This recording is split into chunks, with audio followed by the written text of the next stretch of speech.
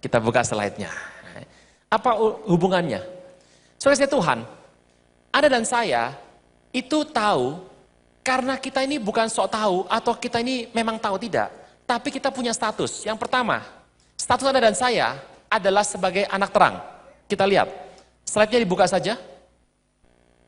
Yang pertama, kita buka 1 Tesalonika 5. Jam segini baru pulang kantor, belum sempat makan. Jadi saya perlu kasih ayat cukup banyak. Supaya perutnya tenang. Perut tenang pakai nasi, Pak. Oh enggak, pakai firman Tuhan saja. Tetapi ayat yang pertama, tentang zaman dan masa saudara-saudara tidak perlu ditulis kepadamu karena kamu tahu sendiri, tahu benar-benar hari Tuhan datang seperti pencuri pada malam. Apabila mereka mengatakan semuanya damai dan aman, dengar baik-baik, apabila semuanya damai dan aman, tiba-tiba mereka dibina kebinasaan seperti seorang perempuan hamil ditimpa sakit bersalin, mereka pasti tidak akan luput. Ayat 4, sama-sama. Tetapi kamu saudara-saudara, kita tidak hidup dalam kegelapan sehingga hari itu tiba-tiba datang seperti ayat 5. Karena kita semua adalah anak-anak terang, anak-anak yang siang. Cukup. Jadi kita ini sebetulnya hari ini nonton penggenapan nubuatan. Kita anak terang. Hari Tuhan datang menjemput kita, itu bukan sesuatu yang misteri. Itu terbuka, jelas, gamblang, ceto welo-welo, absolutely clear. Jelas semuanya. Cuma satu yang Tuhan kunci. Hari dan jam. Berikutnya, kita akan lihat. Status orang percaya yang pertama adalah anak terang. Yang kedua dikatakan, kita adalah orang yang punya kuasa percepatan. Saudara Tuhan, saya percaya Anda dan saya adalah orang-orang yang suka pergi ke bank. Pernah ngantri bank ya? Iya, kadang-kadang capek ngantri. Bank itu adalah perusahaan, usaha yang suka memberikan fasilitas. Makin gede uang Anda, makin nikmat hidup Anda di bank. Pernah ngelihat orang lagi ngantri di bank, terus dari pintu masuk orang, sambil masuk dia mengacungkan kartu plastik. Tiba-tiba sapamnya semua datang mengerubutin dia, dibawa ke ruangan khusus. Dia pegang kartu yang namanya kartu utama, kartu unggulan, kartu preferred, kartu prioritas, kartu unggul. Dan banyak orang bangga kalau punya kartu itu. Gini doang. Yang lain ngantri, dia masuk ruangan khusus. Sambil minum kopi, transaksi dibuatkan. Saya beritahu, Anda dan saya punya yang lebih daripada itu. Engkau dan saya punya satu fasilitas yang orang dunia nggak pernah punya. Anda dan saya bisa mempercepat Tuhan datang. 2 Petrus bilang begitu. Kita buka. Slide-nya boleh muncul? Tampilkan? Ya, 2 Petrus 3. Ayat 11 saya bacakan. Jadi jika segala sesuatu akan hancur secara demikian, betapa suci dan salehnya kamu harus hidup. Kamu yang menantikan dan mempercepat kedatangan. Bisakah jemaat berenang siang mempercepat Tuhan datang? Bisa. Bagaimana caranya? Tunggu sesi kedua di ending terakhir nanti. Alkitab bilangan jelas, engkau dan saya bisa percepat Tuhan datang. Bagaimana? Kita lihat berikutnya. Next. Slide. Buka saja 4 yang pertama. 1, 2, 3, 4. Cukup. Saudara Tuhan, di pertemuan akhir zaman, sesi pertama seminar ini, kita mau lihat. Ini pertanyaan yang paling saya nggak suka kalau saya pergi ke mall atau ketemu orang. Shalom Pak. Kalau shalom pasti orang Kristen toh. Shalom. Muka saya langsung senyumnya lebar. Langsung dia tembak saya. Nggak kenal saya, tembak saya langsung. Bapak pendeta akhir zaman kan? Sebel banget loh itu. Saya bilang, oh bukan, saya pendeta awal dan akhir, saya bilang. Itu belum seberapa. Banyak orang tahun lalu telepon saya, SMS saya, pertanyaannya aneh sekali. Kalau telepon bilang begini, Shalom Pak, gimana kabar? Baik, sehat, aneh kan? Siang-siang telepon tanya begitu. Istri sehat, anak baik Pak. Kalau sudah pertanyaan begitu, endingnya pasti nggak enak. UUD, ujung-ujungnya ditanya. Pak, Rapture kapan, Pak? Saya bilang saya nggak tahu. Jangan gitu, masa Bapak nggak tahu, Pak? Dikit aja, Pak. Dikit aja, Pak. Sama teman, Pak. Ayolah, Pak. Masa Bapak nggak tahu, Pak? Dikit aja, Pak. Saya janji nggak ngomong kemana-mana. Bohong dia. Kita lihat, kita nggak pernah tahu rapture kapan, tapi kita tahu urutannya. Kita buka slide-nya. Lihat ini baik-baik. Alkitab bilang ada 7 meterai. Kata bersama saya 7 meterai. Meterai ke-7 isinya 7 sangkakala. Meterai ke-7 isinya 7 sangkakala. Bisa matikan dulu, nggak apa-apa. Meterai ke-7, 7 sangkakala dan 7 cawan. Cawan sama sangkakala itu sama. Sangkakala pertama, cawan pertama itu sama. Yang kedua sama cawan kedua sama. Sangkakala ketiga sama cawan ketiga itu sama. Jadi cawan sama sangkakala itu sama. Yaitu murka besar Tuhan. Padahal 1 Tesalonika 5 yang tadi, kalau Anda baca terus ke bawah, Anda akan temukan, Tuhan tidak menghendaki engkau dan saya ditimpa murka. Tuhan ingin engkau dan saya beroleh selamat. Berarti Tuhan tidak pernah mau umat percaya yang hadir di berenang siang plus pembicaranya, kan gitu ya. Tuhan tidak mau kita ditimpa murka. Berarti cawan atau sangkakala kita nggak bakal terima. Alias meterai ke-7 kita tidak bakal terima. Berarti yang kita bisa terima, kita bisa hadapi cuma ada 6 meterai. 6 meterai kita hari ini, tahun lalu kita sudah masuk di 4 meterai pertama. 4 meterai pertama adalah, slide akan membuka. 4 meterai pertama, slide. Kuda putih, penyesatan oleh antikristus. Masih ingat film yang saya tampilkan? Ya. Yang kedua, kuda merah padam bicara mengenai peperangan. Menuju akhir zaman, peperangan akan semakin intens. Saudara saya Tuhan, yang ketiga, kuda hitam bicara mengenai krisis ekonomi. Kuda abu-abu atau hijau pucat, pale green horse, bicara mengenai penyakit. 4 ini adalah tanda memasuki akhir zaman. Pak, akhir zaman itu kapan? Dari zaman Yesus sampai hari ini. Jadi akhir zaman itu nggak cuma hari ini.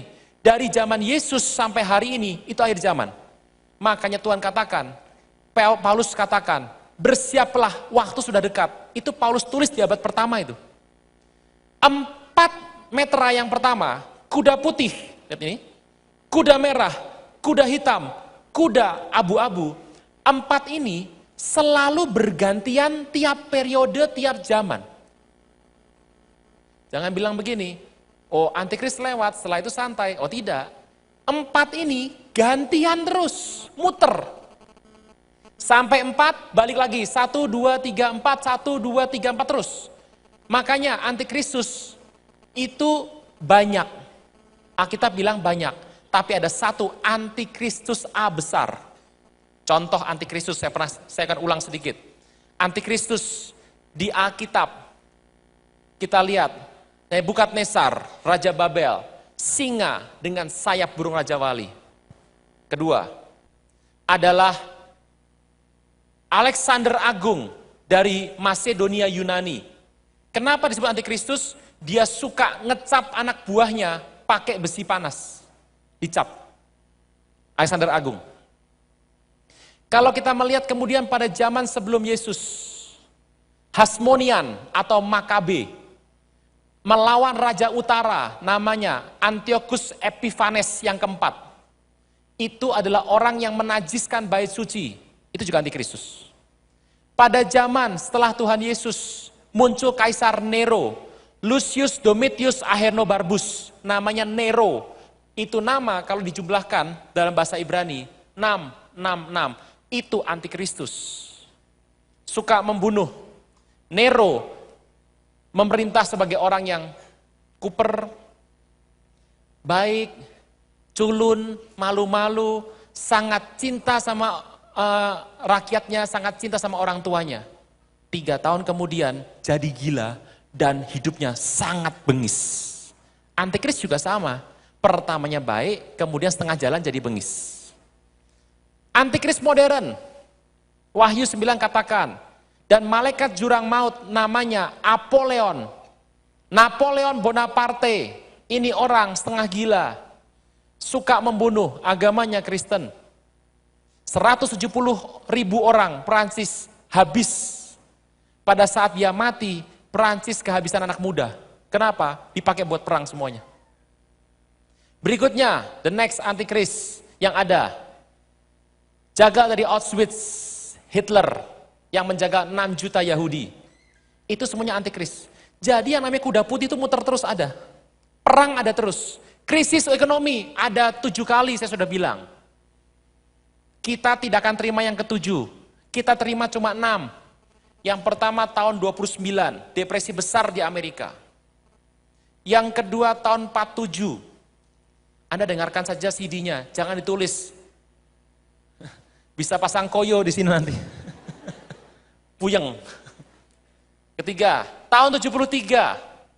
Tahun 87 peristiwa minyak melimpah di Amerika, glut namanya. Tahun 97, krisis di Asia. Masih ingat itu? Kemudian yang ke-6, tahun 2008 kemarin Amerika goncang. Kita sudah ngalami ada 6, semuanya 7. Yang ke-7 kita nggak ngalami, kenapa? Kita sudah rapture. Kita ngalami cuma ada, tapi masalahnya yang ke-6 ini ada 6A, 6B, 6C, 6D. Nah itu dia. 6A-nya sudah. Ya sudah. 6B sudah. 6C kita bahas hari ini. Ada berapa meterai sudah jalan? 4. Kita buka Zakaria 6. Zakaria 6. Saya akan pelan-pelan sekali hari ini. Penglihatan ke-8.